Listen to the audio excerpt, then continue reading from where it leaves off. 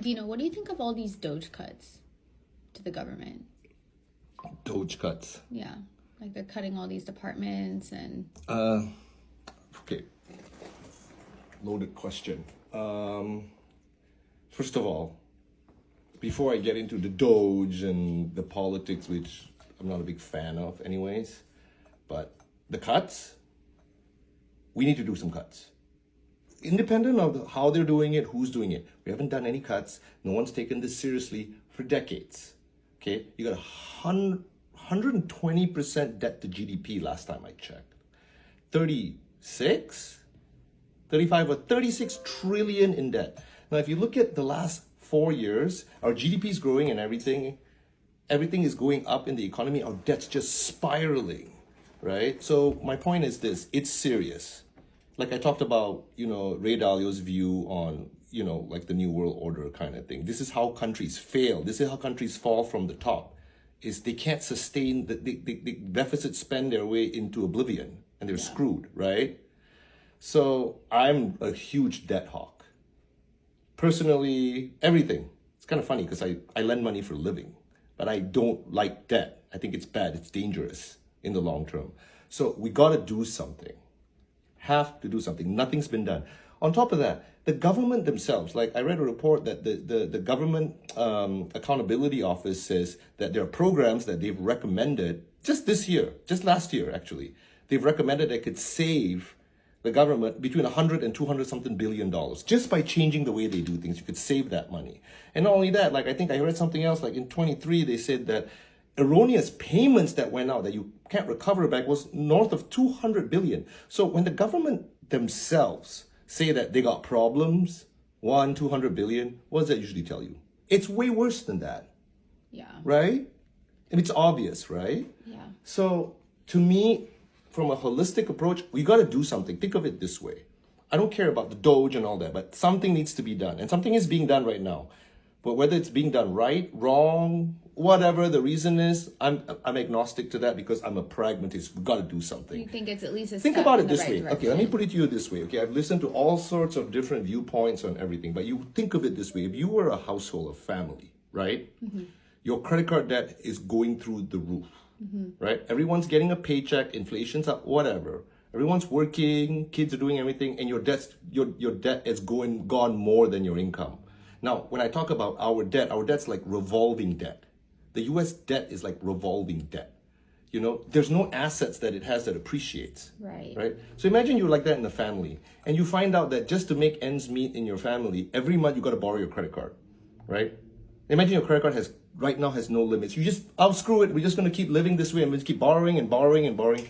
And then it gets to a certain point where just to pay the interest, it's a huge chunk of your monthly expenses, right? And then next thing you know, it's going to go rampant and you're going to hit a ceiling and then you're going to have to stop that spending. So my point is this. Do you want to get to that point where you are forced into austerity like the Greeks were, literally forced into austerity because the money ran out, right? Or do you want to tackle the problem now? Like with any debt, the earlier you deal with it, the better. Every day you wait and you pile more on top of it, it's just the pain that comes, the day of reckoning is going to come. And the longer you wait, the more you rack that debt up, the more painful that day of reckoning is going to be. So they got to do something. Right. Now, I completely am pragmatic about this. We have to do something. Now, how these people are doing it, their methods of doing it, it's brash. You can definitely criticize, like they're just going 100 miles an hour. But at the same time, these Doge people, they only got, 180 days. They got 6 months to do this or something like that, right? It's limited time.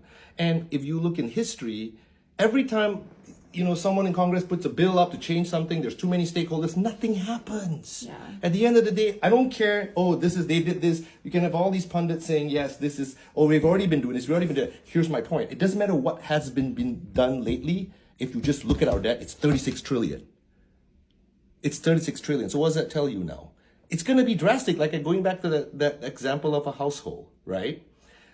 When your dad comes home pissed one day, we're not spending anymore. That's and right, cuts exactly. It all off. It's like a draconian but what do you do? response. What do? You don't just like, okay, maybe we cut a little bit. You're like, everyone stop. Let's look at our monthly Full expenditures. stop. I'm sorry, you can't go to soccer practice anymore. It hurts, but we got to deal with it now because for now I can still make this mortgage payment and keep a roof over our heads. What if it gets so bad and I can't do that anymore? We're out on the streets. So guess what? We're going to curtail all the discretionary stuff. In this case, it's not even about discretionary spending in our government. It's waste. We all know there is waste. The government has said so themselves, but no one does it. There's people on Social Security that are 210 years old. I mean, stuff like that. I don't listen to all that anecdotes, and to me, that's rhetoric. My point is this. You can say all you want. You've tried before. You can criticize how they're doing it right now, but the point is it is so bad. No one seems to realize because you've got a treasury that can keep writing bills, right, and give you money. That's how our government runs. It's the only enterprise that doesn't care about cost efficiency. It doesn't care about revenues because the revenue coffer is endless. It's an endless pit. They just keep grabbing from the treasury. So they just spend. What happens when you don't have spending control in a household? Your kids max out the credit cards. You max out your credit card every time. You just keep doing it. You just keep spending like TV. Oh, dad pays. Yeah. And then guess what happens? Now what you got to do is like the dad comes home and like, hey, kids is getting out of control, man. So you start cutting things and it's going to be painful. It's always going to be painful. It's like a company. The first thing you do when you go into a company that's failing is you restructure its cost. You restructure everything. The first thing you do is you stop all the checks going up because you want to make sure nothing is being wasted. Right. No doubt the way they're doing it, the way I look at it is, I give credit to those or I agree with those out there that say that, it's a little bit it's brash. It's like reckless, but at the end of the day, I'm pragmatic. I look at the bigger picture. Yes, I get it. You might be attacking a problem that needs a scalpel with a machete. You're going to cut some stuff off that you're going to regret.